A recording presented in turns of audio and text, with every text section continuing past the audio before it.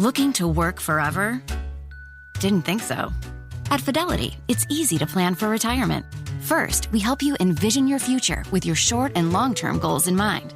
Then, we help you create a plan to balance it all. And with the steps to help you get there, you can stress less about the future and enjoy more of right now. Learn more at fidelity.com/planning effect. Advisory services provided by Fidelity Personal and Workplace Advisors LLC for a fee. Brokerage services by Fidelity Brokerage Services LLC. On today's Smart 7, no end for nurses' strikes, Arsenal stumble in title race and lots more. It's Monday the 17th of April, it's International Bat Appreciation Day, and happy birthday Victoria Beckham. The Smart 7. It's news, but Not the news.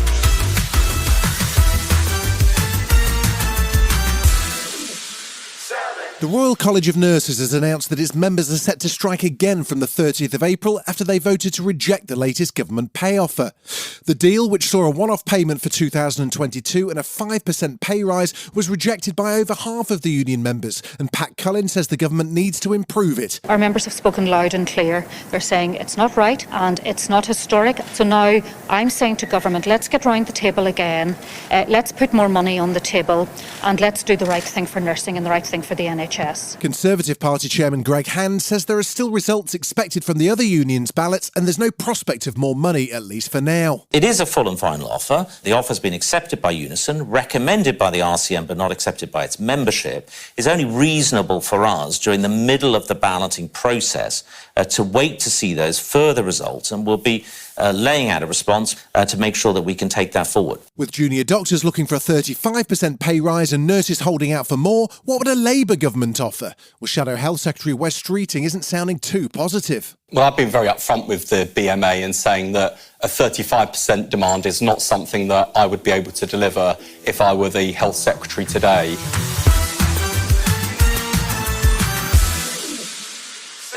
US President Joe Biden finished up his 4-day island visit with a speech in Mayo on Friday night, but even as he headed back to the White House, he was promising that he'll continue to play a part in getting the Northern Ireland Assembly back on track. We have more to do in the North. We have more to do to get the government formed.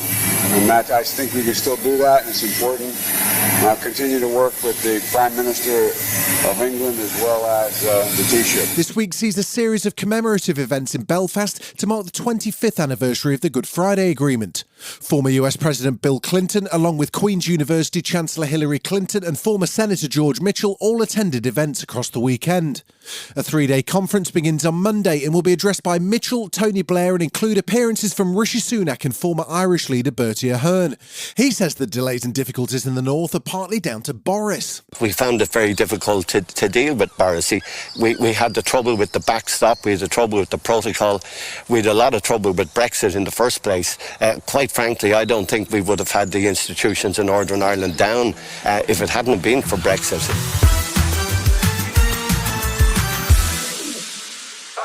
Serious fighting broke out in Sudan across the weekend as a power struggle between the army and paramilitaries has left nearly 100 people dead and hundreds more injured. The UN World Food Programme had to suspend its operations after 3 of its staff were killed as fighting broke out in Darfur and Khartoum.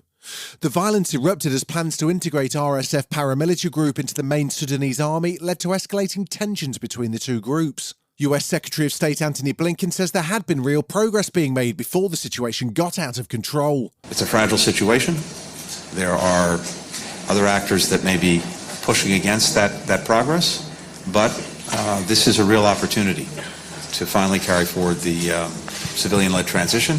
The UK's former ambassador to Sudan, Sir William Patey, says it's a complex situation and neither military leader necessarily wants to see democracy succeed. The reality is you've got two highly armed forces led by men who are not really committed to any form of democracy. They want to seize power, and that's a very dangerous recipe.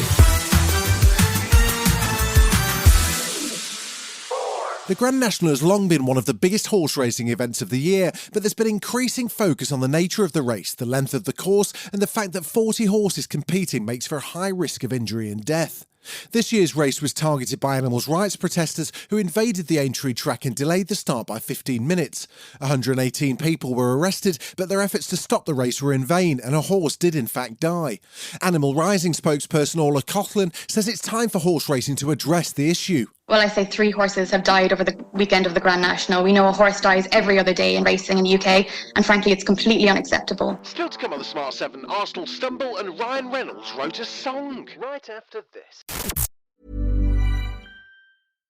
Strike! Tell me something I don't know, Ump. Well, unlike that nasty curveball, there aren't any surprises when you finance your next car with Carvana. You get real terms personalized for you right in your strike zone. Really? Steer-right! How am I supposed to focus when you're telling me about Carvana? Well, Slugger, you gotta keep your eye on the ball. Just like you can keep an eye on your customized down and monthly car payments. I can customize those? He's out and on his way to finance his next car with Carvana. Visit Carvana.com or download the app to get pre-qualified today. We'll drive you happy at Carvana. Welcome back. It was a busy day of Premier League action as Saturday saw Chelsea losing again under new temporary boss Frank Lampard, this time to Brighton. Man City won their game against Leicester 3-1, while Spurs and Newcastle both lost. Sunday's action saw Man United win 2-0 at Notts Forest, while leaders Arsenal faced West Ham.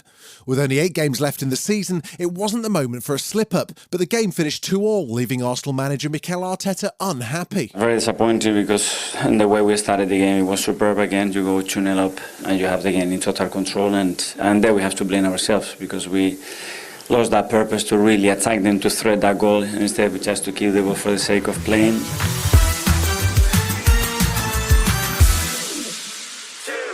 Better Call Saul wrapped up its final season this year after star Bob Odenkirk had a heart attack midway through filming. He's fine, but the show seems to be cursed never to win any of the major awards it's been nominated for, despite consistent critical acclaim.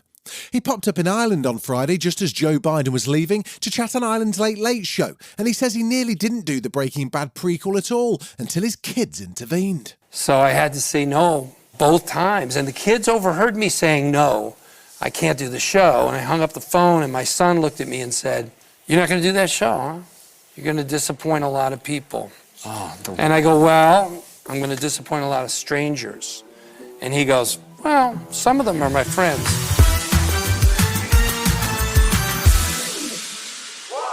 We've all got that one friend who's got a name that's difficult to pronounce or hard to spell. I'm thinking of you, Jesper Fortescue.